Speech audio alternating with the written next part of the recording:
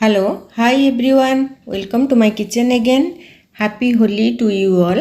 होली पाई विभिन्न प्रकार आइटम आपण माने प्रस्तुत करुथिबे। मु सेमती किछि नमकीन मिठा स्वीट सेम सब तयारी करे, किंतु मु दही बरा भी करे जेहेतु आमे हमर एठी पाखरे सब मिसिकी खाई थाउ। मु दही बरा करे एथर गोटे नुआ बिरी एटा जो कला बिरी आसे सेइथरे करिछि, टिके डिफिकल्ट एटा को छडे की करबा पई, काहेकि ना मु सबले धळा बिरी आ मुग जाई मुग जोटा मिसेई की सेइथरे करिथाय, किंतु आज मु एटारे करली काहेकि ना थरे करथिली मु एथरे बहुत भल लागिथिला मते टेस्ट, टिके डिफिकल्ट करबा पई, किंतु हेले भी चोपा छड़ी गला परे आउ किछि नाही, पूरा समान प्रोसेस रे करी हबो। देखंतु मु बाटी देइछि एमती 5-7 घंटा बतुरै देइथिली, तापर एमती बाटी देइछि। पानी बेसी देबेनी, कम पानी देकी बाटिया को पड़े।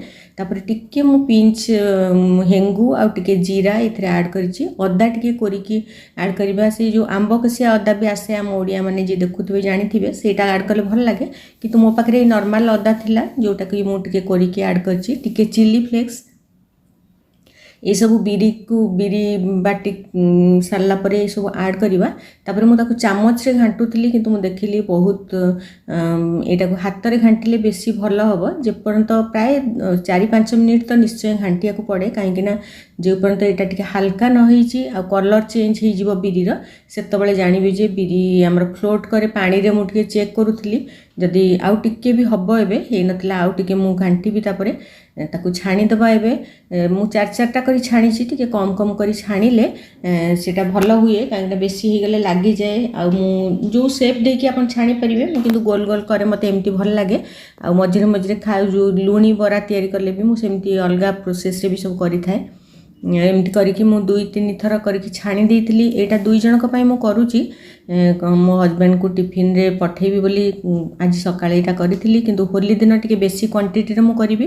तापर टिके उषुम पानी नेकी सेथरे लूण आ हेंगू पकेकी मु भल भाबरे गोळी देइची। आपन चाहिबे चीनी भी टिके पकेई परिबे, किंतु मु पकेइनी, खाली लूण पकेइथिली। देखंतु बरा केमती फ्लोट करूची, ता माने केते हल्का हेची मोर बरा, देखिले जणा पड़ी जाए, काहेकि पानी रे पूरा भासिकी थाउची। तापर 10-15 मिनिट ताको पानी रे आमे बतुरी के रखी दबा। तापर आमे दही बरा प्रस्तुत करिबा। मु एटा दही नेइची, मोर फ्रेश दही, बेसी खट्टा जोटा न होइतबो।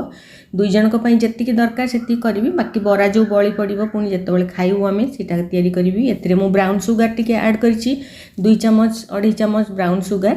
एटा मु मिठा बरा करूची, माने दही रे मिठा देबी, नले लुणी बरा हेतिली छुंक देकी मु करथांती।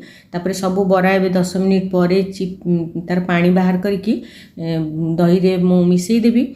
तापर ए दही बरा एमती करिकी मु रखी देइथिली प्राय अलगा दही, किंतु जेतु मो हस्बैंड को पई पठेबार थिला टिफिन बॉक्स रे, मु सेटा केमिति प्रिपेयर करछि आपन मानकु देखौछि। 4टा बरा मु एमती दही रु पूरा एकदम सॉफ्ट थिला, किंतु बेसी समय बतुरैले बरा भांगी जाए पानी रे, तेणु बेसी बतुरैबेनी, प्राय 10 मिनिट खंडे बतुरैला पर काढी देबे। जेतिकी सफिशिएंट दही, जेतु मिठा बरा एटा दही टिके बेसी भल लागे एथरे देले। तापर एटा ब्लैक सॉल्ट मु देइछि, लंका गुंड, काश्मीरी मिर्च पाउडर, चाट मसाला भी दे पारिबे। एटा ग्रीन चटनी जार रेसिपी मु आपन मन से शेयर करिवि।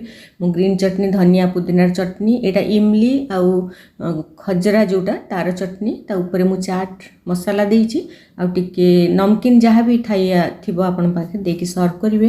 तो आपन मन को केमति लागिला मते निश्चय जणैबे। भल लागिले निश्चय शेयर करिवे, लाइक करिवे और सब्सक्राइब करिवे। Thank you.